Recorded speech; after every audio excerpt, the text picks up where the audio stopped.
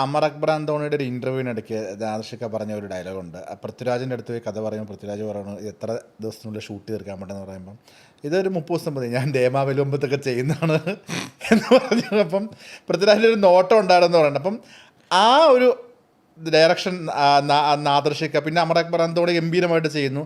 ആ ഒരു തോട്ട് പ്രോസസ്സിൽ നിന്നും നാദിർഷക്കയുടെ ഡയറക്ടർ ഇപ്പോൾ മാജിക് മഷ്റൂം വരെ എഴുതി നിൽക്കുമ്പോൾ ആ ഡയറക്ടർ ഒരു വളർച്ച എങ്ങനെ നോക്കിക്കാണുന്നു? ഈ അങ്ങനെ ടെൻഷൻ വെച്ചിട്ട് വർക്ക് ചെയ്യുന്ന ആളല്ല നമ്മളൊക്കെ. നമ്മൾ റിലാക്സ്ഡ് ആയിട്ട് നമ്മൾ ചെയ്യുന്ന സബ്ജക്റ്റുകൾക്ക് നമ്മൾ മെൻ്റൽ ടെൻഷൻ പറഞ്ഞപ്പോഴാന്ന് പറയുക, ടെൻഷൻ വന്നു കഴിഞ്ഞിട്ടുണ്ടെങ്കിൽ നമുക്ക് വർക്ക് മുന്നോട്ട് പോകില്ല. ടെൻഷൻ അടിച്ചിട്ട് കാര്യമില്ല, ടെൻഷൻ അടിച്ച് നമ്മുടെ ആരോഗ്യം കളയാമെന്ന് മാത്രമേ ഉള്ളൂ. അപ്പോൾ ഷൂട്ടിംഗ് സമയത്ത് ചില സമയത്ത് ഭയങ്കര ഭീകരമായിട്ടുള്ള മഴ വരും, ഇതൊക്കെ. അപ്പം നമുക്കറിയാം നമ്മൾ ആ സമയത്ത് ടെൻഷൻ അടിച്ച് കഴിഞ്ഞാൽ നമ്മുടെ ആരോഗ്യം നശിപ്പിക്കാമെന്നല്ലാണ്ട് കാം ആൻഡ് ക്വയറ്റായിട്ട് നിന്നിട്ട് അതിനെ ഹാൻഡിൽ ചെയ്യാമെന്ന് പറയുന്നൊരു സാധനമുണ്ട്. അതിപ്പോൾ അമർ അക്ബർ അന്തോണി ചെയ്ത സമയത്ത് ചോദിച്ചിട്ടുണ്ട്, രാജു എല്ലാം അവരുടെ ഒരു എക്സ്പീരിയൻസ് നമ്മളെക്കാൾ വർക്കിൻ്റെ കാര്യത്തിൽ സീനിയർ അല്ലേ അവർ, സുജിത്താണെങ്കിലും ക്യാമറമാനാണെങ്കിലും. അപ്പം ഞാൻ തമാശക്ക് പറഞ്ഞ കാര്യങ്ങളാണ് ഞാൻ ഈ പറഞ്ഞത്, അല്ലാണ്ട് 30 ദിവസം കൊണ്ട് തീർക്കില്ല. മാവേലി കൊമ്പത്ത് 10 ദിവസം കൊണ്ട് 10 പാട്ടും 10 സ്കിറ്റുമാണ് ഷൂട്ട് ചെയ്യണത്, 1 മണിക്കൂർ ഐറ്റം.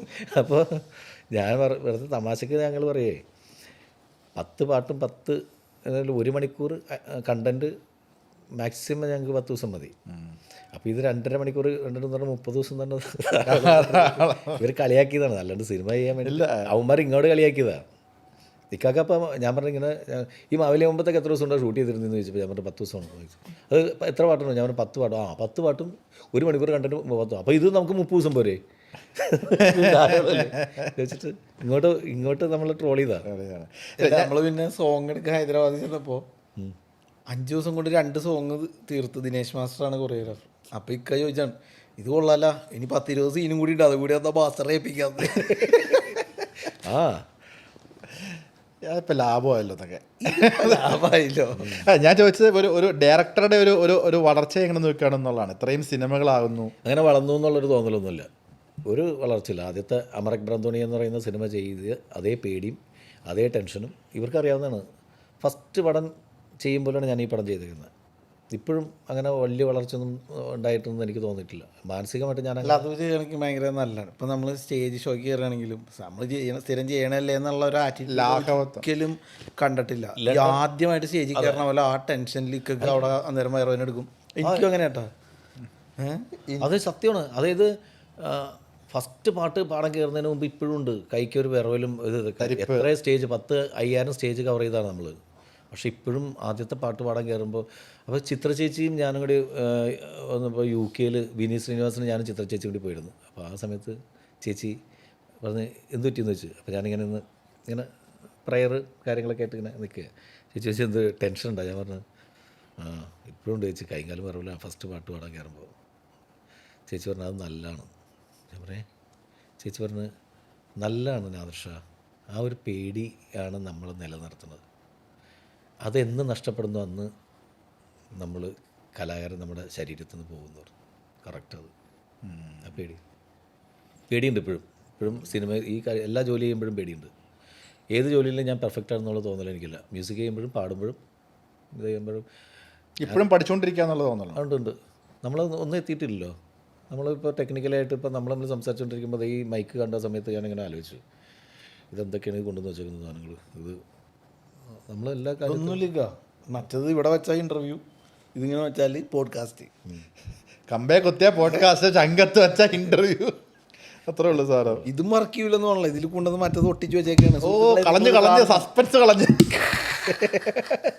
2 നട്ടിലും ഒരു മുഴ കയറിലുമാണ് നിൽക്കുന്നത്. ഇത് കട്ട് ചെയ്യണത് അല്ല ഇത് നമ്മളുടെ ഇതിന് ട്രെയിലർ ലോഞ്ചിന് മറ്റേ ഇവൻ ജയസൂര്യ കയറിയിട്ട് പറഞ്ഞു പവർ ബാങ്ക് കൊടുത്തല്ലേ. ജീവിതത്തിൽ ആദ്യമായിട്ടാണ് പവർ ബാങ്ക്. എവിടെയാണെങ്കിൽ ഈ ടെക്നിക്കലി ഇതൊരു ഷോയാണ്. ചിലവർ റിമോട്ട് ഇല്ല, അങ്ങനെ ഇത് ഡിവൈസ് ഇല്ല. അപ്പോൾ അത് കാരണം മിക്കവാറും എല്ലാവരും ചെയ്യുന്നത് TV-യുടെ റിമോട്ടാണ് കൊടുക്കുന്നത്.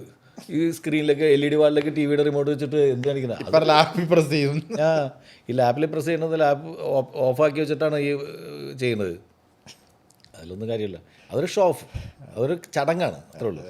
ഇപ്പോൾ റിമോട്ടിൻ്റെ കാര്യം പറഞ്ഞാണ് നമ്മൾ ഇപ്പം ഈ ഉസ്താദ് സിനിമയിൽ ബോംബ് പൊട്ടിക്കാൻ കാൽക്കുലേറ്റർ കൊടുക്കുന്നതൊക്കെ പിന്നീട് ഭയങ്കര വൈറലായ ഷോർട്സാണ്.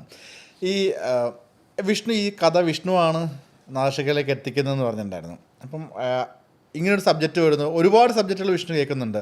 അപ്പം അതൊന്നും നാദർശികയിലേക്ക് റെഫർ ചെയ്യാതെ ഈ ഒരു സബ്ജക്റ്റ് നാദർശിക ചെയ്താൽ ബെറ്റർ ആവുമെന്നുള്ള റെഫർ ചെയ്യാനുള്ള റീസൺ എന്താ? അങ്ങനെയല്ല, എനിക്ക് ഇതിൻ്റെ ഒരു ഇടുക്കി ഫ്ലേവറുള്ളൊരു കഥയായിരുന്നു ഇത്. അപ്പോൾ ഇത് ആകാശ് ദേവ് എന്ന് പറയുന്ന ഒരു റൈറ്റർ വന്ന് എൻ്റെ അടുത്ത് പറഞ്ഞതാണ്. അപ്പോൾ അവന് തന്നെ ചെയ്യാൻ വേണ്ടിയിട്ടാണ് പറഞ്ഞത്. അപ്പോൾ അതിന് പക്ഷേ ഇങ്ങനെ പ്രൊജക്റ്റ് ഓണാവാതെ ഇങ്ങനെ നീണ്ടു പോകുമായിരുന്നു. ആ സമയത്താണ് ഇക്ക വേറൊരു സബ്ജക്റ്റുമായിട്ട് ഞാനും ഇക്കയും തമ്മിൽ സംസാരിക്കുകയും ഇതൊക്കെ ചെയ്തത്. അതിൻ്റെയും ഇങ്ങനെ ഒരു കാര്യം ഇങ്ങനെ സെറ്റാവാതെ നിൽക്കുന്ന സമയത്താണ് ഞാൻ പറഞ്ഞത്, ഞാൻ കേട്ട വേറൊരു സബ്ജക്റ്റ് എനിക്ക് ഭയങ്കര വർക്കാണ്. അപ്പോൾ ആകാശിനോട് ഞാൻ പറഞ്ഞാടാ നീ അതൊന്നും ഇക്കയോട് പറഞ്ഞു നോക്ക്, ഇക്കയ്ക്ക് ഇഷ്ടപ്പെട്ട് കഴിഞ്ഞാൽ ഇത് നടപടിയാവും എന്ന് പറഞ്ഞാൽ അങ്ങനെ ഇക്കടുത്ത് കേൾപ്പിച്ചാണ്. പക്ഷേ കേട്ടപ്പോൾ തന്നെ ഇക്കും അത് വർക്കായി. ഇനി അതിനകത്ത് എന്തെങ്കിലും സ്പാർക്ക് ഉണ്ടാവും എന്നുള്ളത് നമുക്കറിയാം. എന്തെങ്കിലും അതായത് ശരിക്ക് ഈ സിനിമ നമുക്ക് ചെയ്യണമെന്നും പറഞ്ഞിട്ട് അല്ലല്ലോ, നമ്മൾ കേട്ടുകൊണ്ടിരിക്കുമ്പോൾ കേട്ടു നോക്കാം ഓക്കെ ആണെങ്കിൽ. അപ്പോൾ അങ്ങനെ കേൾക്കുന്ന സമയത്ത് നമ്മൾ എവിടെയെങ്കിലും ഒന്ന് ഹുക്ക് ചെയ്യുന്നുണ്ടെങ്കിൽ നമുക്കത് കിട്ടും. അതിനകത്ത് എന്തെങ്കിലും ചെറിയ പുതുമ ഫീൽ ചെയ്താൽ പോലും അത് ഇപ്പോഴത്തെ കാലത്ത് നല്ല രീതിയിൽ വർക്ക് ചെയ്ത് കഴിഞ്ഞിട്ടുണ്ടെങ്കിൽ വലിയ ഫ്രഷ്നെസ് കിട്ടും.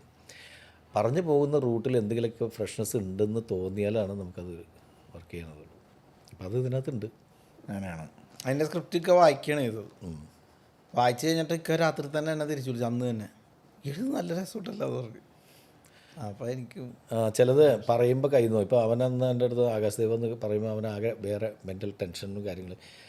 അപ്പം ഞാനത് ആയിട്ടുണ്ട്. ശരിക്കും പറഞ്ഞിട്ടുണ്ടെങ്കിൽ എനിക്ക് കഥ പറയാൻ അറിയാൻ പാടില്ലാത്ത ഒരാളുടെ അടുത്ത് ഞാൻ കഥ പറഞ്ഞു കഴിഞ്ഞിട്ടുണ്ടെങ്കിൽ അത് അയാളിലേക്ക് എത്തിക്കാൻ. പക്ഷേ പേനയും പേപ്പർ എടുത്തിട്ട് ഒരു 4 വരി എഴുതി കഴിഞ്ഞിട്ടുണ്ടെങ്കിൽ അത് വായിച്ചു കഴിഞ്ഞിട്ടുണ്ടെങ്കിൽ ചിലപ്പോൾ അയാൾക്ക് ചിരി കിട്ടും. അങ്ങനെ കുറേ ആൾക്കാർക്കുണ്ട്. ആകാശ് ഇപ്പോൾ വന്ന് പറയുന്ന റിലാക്സ്ഡ് മൂഡാണെങ്കിൽ ഓക്കെയാണ്. ഇപ്പം ഞാനിപ്പോൾ മമ്മൂക്കയുടെ അടുത്ത് ചില കഥകൾ ഞാൻ വായിച്ചിട്ട് എനിക്ക് ഭയങ്കരമായിട്ട് ചിരി വന്നിട്ട് ഞാൻ ആ റൈറ്ററെ വിളിച്ചിട്ട് ഞാൻ മമ്മൂക്കയുടെ അടുത്ത് അപ്പോൾ അങ്ങനെ നമുക്ക് കേൾക്കാം എന്ന് പറഞ്ഞിട്ടിരിക്കുന്ന സമയത്ത് മമ്മൂക്കയുടെ അടുത്ത് പറഞ്ഞിട്ട് ഇവൻ കൈയും കാലും വരച്ചിട്ട് കൈയും കാലും വരച്ചിട്ട് ഇങ്ങനെ മമ്മൂക്ക ചോദിച്ച് വെള്ളം വേണോ? എത്ര പേരെ കണ്ടിട്ടുള്ള, എത്ര ആൾക്കാരെ കണ്ടിട്ടുള്ള. നമുക്ക് ഇങ്ങനെ ഫേസിലേക്ക് പോലും നോക്കിയിട്ടില്ല. വെറുതെ എനിക്ക് വേണം ഫോണിൽ ഇങ്ങനെ കളിച്ചുകൊണ്ടിരിക്കുന്ന സമയത്ത് ഓപ്പോസിറ്റ് ഇരിക്കുന്ന കഥ പറയാൻ വന്നോട് വെള്ളം വേണോ? വേണം. അങ്ങനെയുള്ള അവസ്ഥയിൽ അങ്ങനെ ചിലപ്പോൾ പതറിപ്പോവേ. പക്ഷെ ആ സാധനം തന്നെ നമ്മൾ വായിച്ചു കഴിഞ്ഞിട്ടുണ്ടെങ്കിൽ നമുക്ക് കിട്ടും ഹ്യൂമർ. അങ്ങനെ ഒരുപാട് പേർക്ക് അബദ്ധം പറ്റിയിട്ടുണ്ട്. പറയാൻ പറ്റാതെ. ഞാനൊക്കെ സ്ക്രിപ്റ്റ് റൈറ്റർ ആയിരുന്നെങ്കിൽ ഞാൻ പോയി ആരെങ്കിലും കഥ പറഞ്ഞു കഴിഞ്ഞിട്ടുണ്ടെങ്കിൽ ഒരിക്കലും എടുക്കില്ലായിരുന്നു. കഥ പറയാൻ കഥ പറയാൻ അറിയാമല്ലോ.